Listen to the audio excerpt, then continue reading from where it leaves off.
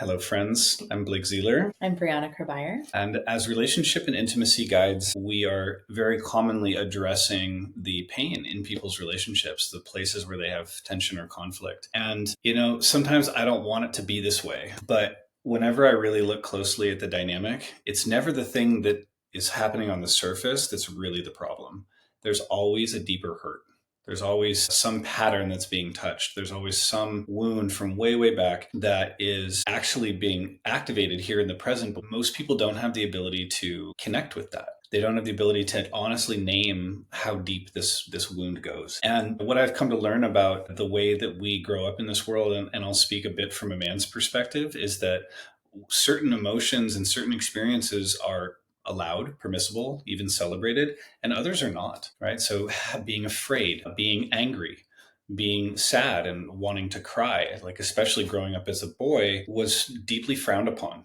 It was either met with scorn or shaming, or it just made the situation worse. Like I remember being bullied as a young one at school, and if I was like, "Hey, that hurts," expressed my hurt feelings, they would just gang up and laugh at me.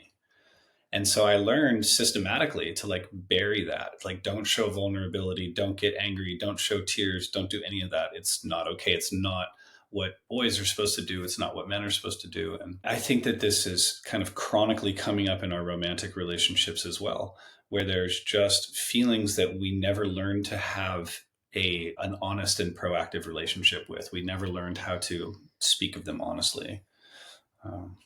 Anything you want to I want to speak about why this is important for women to listen to. I think there's so much that often women are in complaint about in relationship. And that could be relationships with their brothers, their fathers, their partners, their colleagues, where they're not seeing, or it's not top of the mind to think about what are the deeper challenges that men have had to face, especially in a society that continues to drive the point home that men are privileged and that's it, period. And of course, we know that in so many ways, the privilege is there. We know that that's true, but that doesn't mean that we can avoid looking at all of the places where there has been pain and trauma that's been created because men were expected to be a certain way, even to live into their privilege, which I think is a bit of one of the wounds. And it is a complete disservice for women to continue to hear these messages. One of the most powerful experiences that I've had is to sit and witness a group of men sharing their vulnerabilities,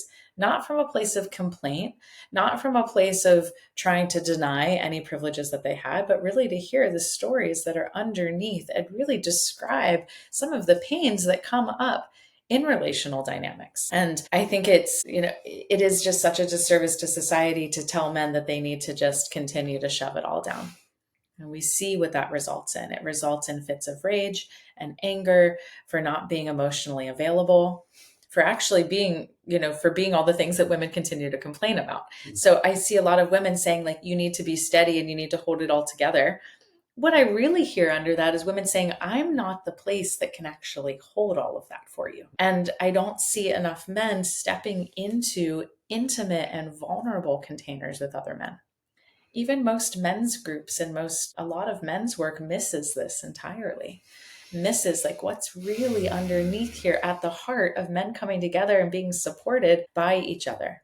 I feel so completely privileged to have been able to witness this from the outside. It's truly an honor to be able to witness this from the outside.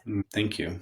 You've been one of our most amazing supporters. So brothers and sisters, if you recognize yourselves in this message, right? If you resonate with this idea that men do have feelings that need a safe place to be expressed, that they might struggle to bring them into their relational field for fear of destroying it and hurting the person that they love, but you recognize the deeper challenges that the men in your lives are walking with, then we recommend you send them to the Remember Brotherhood Journey. It's a men's retreat and a 3-month integration program that I helped to co-lead and helped co-create the modern version of it. And our next training is coming up at the end of August in sunny Portugal. We would love to have you there. Please DM me if you're even a little bit curious, whether you're in a male body or a female body, please reach out. I'd be happy to tell you more and have a one-on-one conversation with you.